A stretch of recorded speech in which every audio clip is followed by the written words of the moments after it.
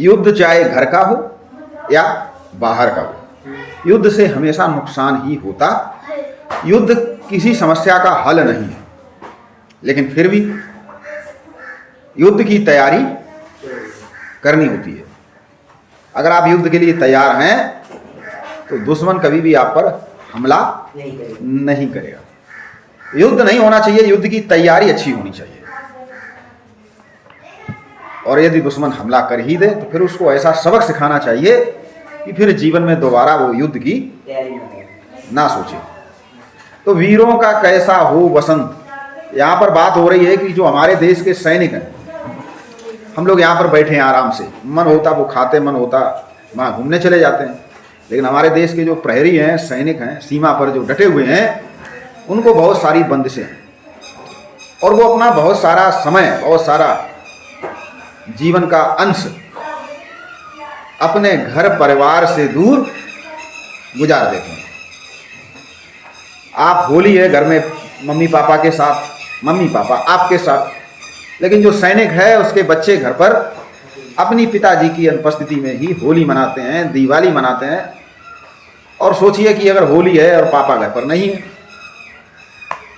दिवाली है पापा घर पर नहीं है, तो वो जो त्यौहार है वो फीका हो जाता है। और जो हमारे सैनिक हैं, वीर हैं, सिपाही हैं, उनको तो ऐसा ही फीके त्यौहार मनाने पड़ते हैं। लेकिन ये सब वो क्यों करते हैं? हम लोगों के लिए, देश के लिए, कि दुश्मन कहीं हमारे देश पर हमला ना कर दे। सैनिक होना, वीर होना, जवान होना, सिपाही होना एक गर्व की बात होती है। तो सुभद्रा कुमारी चौहान ने इतनी अच्छी सी कविता लिखी। इस कविता के माध्यम से समझेंगे कि वीरों का कैसा हो बसंत, उनका बसंत कैसा हो। तुम्हारा बसंत तो बसंत है, खेत पीले हैं, अच्छे पीले कपड़े पहने हैं, आनंद है, हर्ष है, उल्लास है, लेकिन उनका बसंत कैसा हो। आ रही हिमाचल से पुकार। कहाँ पर सैनिक हमारे मुस्तैद हैं?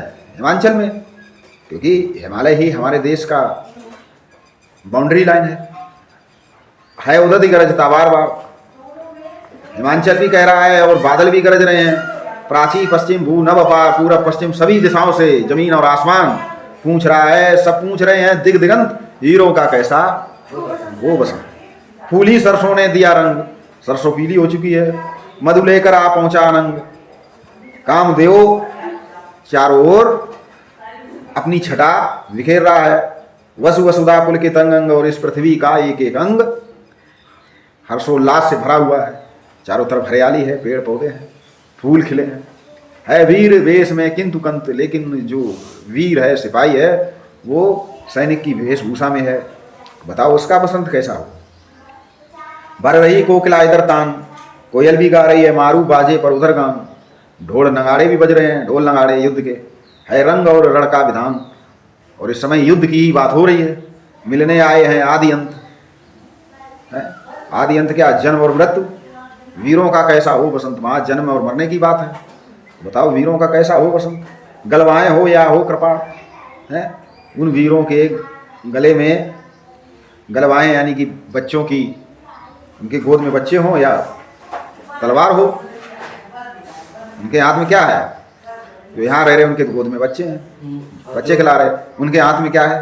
तलवार है। चल चितवन हो या धनुष बाण, बच्चों के जो है लुभावनी नजरें हो या फिर धनुष बाण हो रस विलास या दलित त्राण, घर की मौज मस्ती हो या फिर दलित त्राण। दलित का अर्थ यहाँ पर है कि जो दीनहीन है, हमारे देश के जो निचले तबके के लोग हैं, निचले तबके का किसी जाति विशेष से नहीं, यहाँ पर गरीब से है, अशिक्षित हैं, मायूस हैं, जो उनका उद्धार करना है, या घर की मौज मस्ती। हम लोग क्या है, अपनी मौज मस्ती देखते हैं।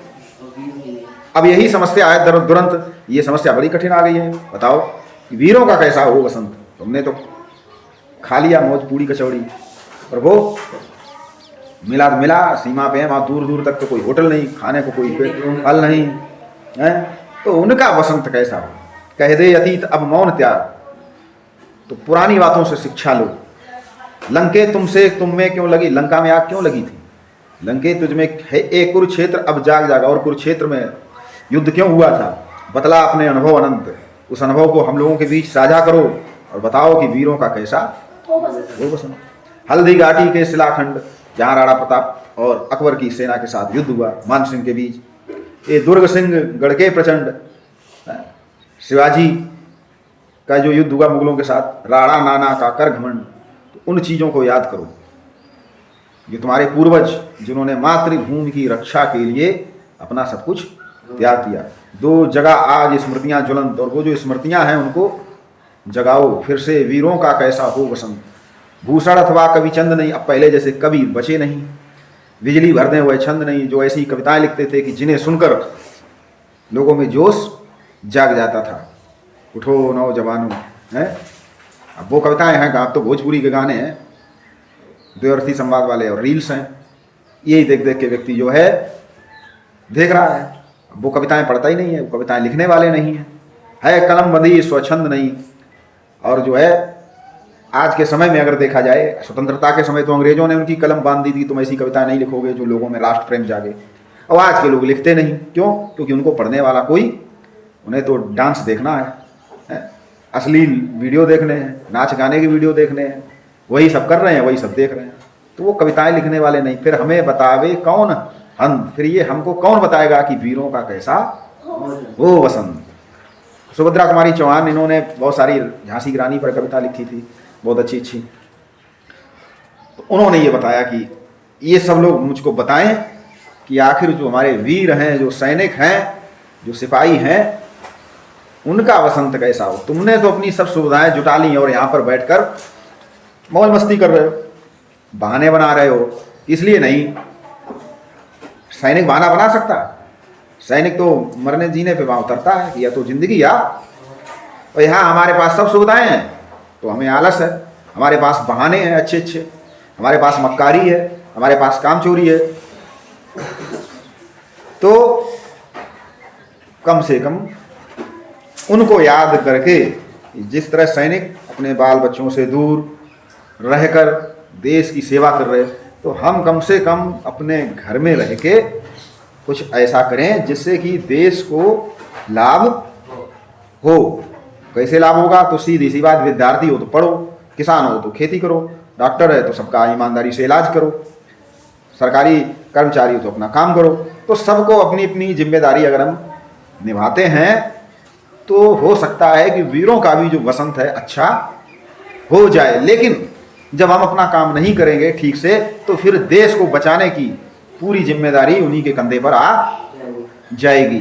तो हर बच्चे को, हर बड़े को, हर बुजुर्ग को, जो जहाँ है उसको यही समझ के काम करना चाहिए कि हम देश की सेवा कर रहे हैं। और अगर हम अपने काम के प्रति गद्दारी, अगर हम विद्यार्थी हैं और अगर हम पढ़ नहीं रहे, तो इसके मतलब है कि हम अपने साथ नहीं, अपने वतन के साथ, अपने देश के साथ गद्दारी कर रहे हैं। क्यों? क्योंकि फिर हम बोझ बन जाएंगे। एक अपाहिज कोई बच्चा है, अगर उसको ठीक से शिक्षा ना दी जाए, उसको अगर योग्य ना बनाया जाए, तो वो बोझ बन जाएगा किस पर? अपने माता पिता पर। इसी तरह हम अगर योग्य नहीं बनेंगे, अगर हम अपना काम ठीक से नहीं करेंगे, तो हम भी बोझ बन जाएंगे किसके ऊपर? देश के ऊपर। तो हर व्यक्ति को जो जहां है उसको अपना काम ईमानदारी से करना चाहिए, बहाना नहीं। तो समझ लीजिए कि हम देश की सेवा कर रहे हैं, और जो देश की सीमा पर जो लोग डटे हैं उनकी हम किसी न किसी तरह मदद करेंगे। तो वीरों का कैसा हो वसंत।